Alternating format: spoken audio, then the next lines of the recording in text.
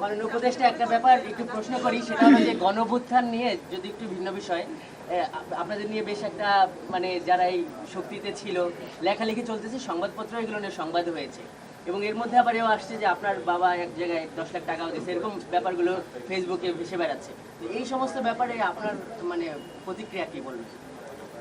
দেখুন, গণ অভ্যুত্থানে আমি মনে করি সারা দেশের আপামর জনসাধারণের যে অংশগ্রহণ ছিল সেটাই গণ অভ্যুত্থানকে সফল করেছে। এবং এখানে অনেক মানুষ যাদের কোনো রাজনৈতিক বা পরিচয় কিংবা অভিজ্ঞতা এমন কিছু নেই, তারাও এই গণ অভ্যুত্থানে সংগঠকের ভূমিকা পালন করেছে।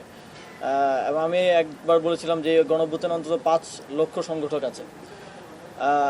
একটা ঐতিহাসিক সময়ে সৌভাগ্যক্রমেই বলবো যে আমরা একটা বাংলাদেশের জনগণকে রিপ্রেজেন্ট করার, তাদের কথাগুলো বলার, ভয়েস হওয়ার সুযোগ পেয়েছি।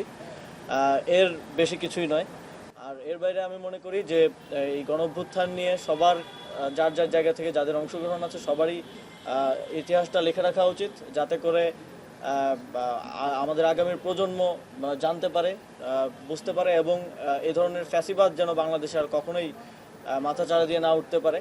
আমার জায়গা থেকে, ব্যক্তিগত জায়গা থেকে আমি একটা বই লিখেছি কিছুদিনের মধ্যেই, সেটা চলে আসবে ছোট পরিসরে, যেহেতু এখন দায়িত্বের কারণে আসলে সেই পরিমাণ সময়টা নেই।